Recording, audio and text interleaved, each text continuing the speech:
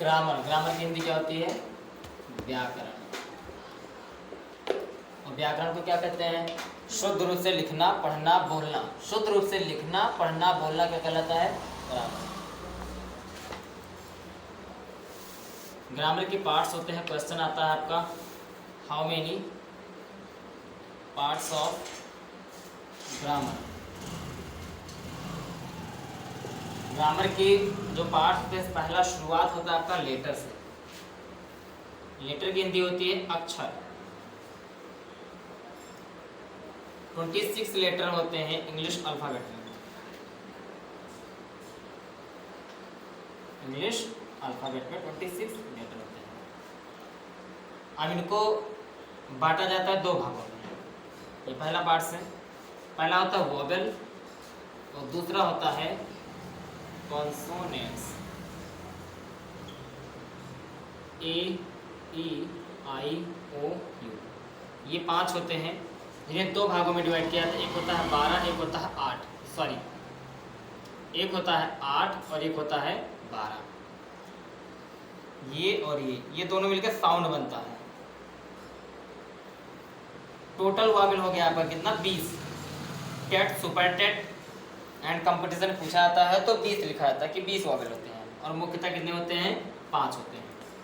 B, C, D, F, G, H, J, K, L, M, N, P, Q, R, S, T, V, W, X, Y, Z. ये आपके consonants होते हैं। और तीसरा आपका होता है 1, 2 और तीसरा होता है आपका सेमी वोवेल।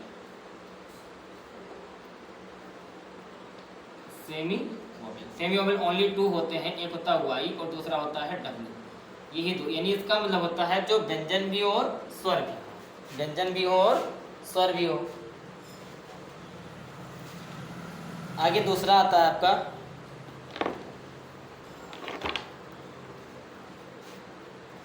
अब इसमें थोड़ा सा और बताते हैं।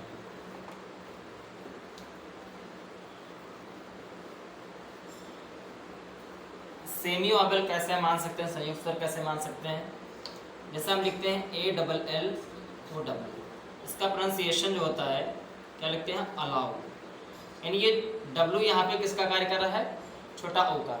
और जो हिंदी का स्वर होता है, हिंदी का जो स्वर होता है वो आपका छोटा आ से लेकर औ के बीच होता है। और ये छोटा ऊ हिंदी का स्वर है। तो हिंदी का अगर स्वर, उसका इंग्लिश का कोई भी लेटर अगर हिंदी का स्वर बनाता है तो वो आपका सेमी वोवेल होता है। यहाँ पे डब्ल्यू छोटा ऊ का कार्य कर रहा है। दूसरा लिखते हैं स्काई। स्काई में आकाश।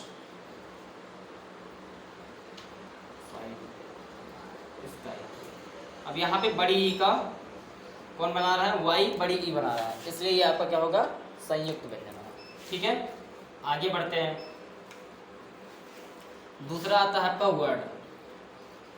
वर्ड की हिंदी होती है शब्द। शब्द होते हैं दो प्रकार के, एक होता है प्रेफिक्स, एक होता है सफिक्स।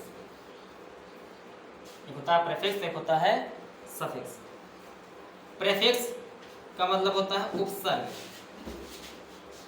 और सफिक्स का मतलब होता है प्रत्यय। हिंदी व्याकरण में आपको पढ़ाया जाता है प्रत्यय यानी जो पीछे लगता है, वर्ड के जो पीछे लगता है, और जो वर्ड से पहले लगता है वो होता है आपका उपसर्ग, आगे जो लगता है। जैसे हम लिखते हैं फॉरगेट। आपको पता है ये फॉरगेट बोला जा रहा है, गेट पीछे लगा है, फॉर आगे लगा है। तो फॉर मीन्स के लिए और गेट मीन्स पाना, तो पीछे क्या लगा है? गेट लगा है ना। ये आपका हो गया प्रत्यय, नहीं आपका हो गया सफिक्स। और ये फॉर आगे लगा है, ये हो गया प्रेफिक्स। यानी प्रेफिक्स एंड सफिक्स मिलके जब कोई चीज बनता है तो वो असली में शुद्ध वर्ड होता है। तभी असली में वो शुद्ध वर्ड होता है, अन्यथा वर्ड शुद्ध नहीं होता, वो शॉर्ट वर्ड होता है। आगे देखते हैं वर्ड कहते किसे हैं, ये जानना जरूरी है। आ ग्रुप ऑफ लेटर,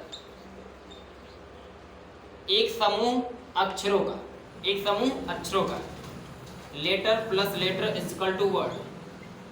यानी अगर अक्षर को अक्षर से मिला दिया जाए और समूह बन जाए तो क्या कहलाता है, वर्ड कहलाता है। पर ध्यान दें उसका अर्थ निकलना चाहिए, ऐसे नहीं कि वैसे बोल दिया है। हमने लिखा एक्स वाई जेड एक साथ में लिखा और एक मिलावटी अक्षर में लिखा, तो क्या ये शब्द है? नहीं, क्योंकि इसका अर्थ ही नहीं निकलेगा। या हम लिख रहे हैं एनीवेयर होता है, हम लिखते हैं any, EHRERE,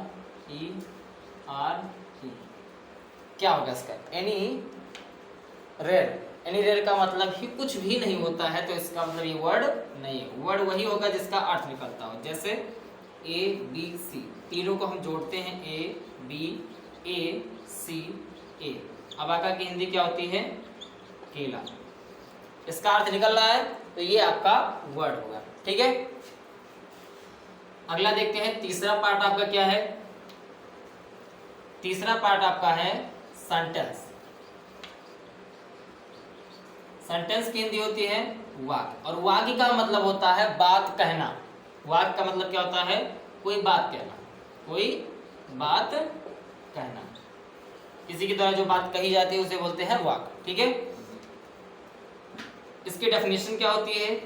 uh group of word. जैसे हमने अक्षर से अक्षर मिलाया तो क्या बना? शब्द बना। तो वैसे हमें शब्द से शब्द मिलाकर क्या बनेगा? सेंटेंस बनेगा। यानी हमें शब्द से शब्द मिलाना है। तो आ ग्रुप एक समूह शब्दों का होना चाहिए, उसे हम बोलते हैं सेंटेंस। लेकिन हाँ, ध्यान दें उसका भी अर्थ निकलता हो, ऐसा नहीं उल्टा सीधा लिख दिया जाए।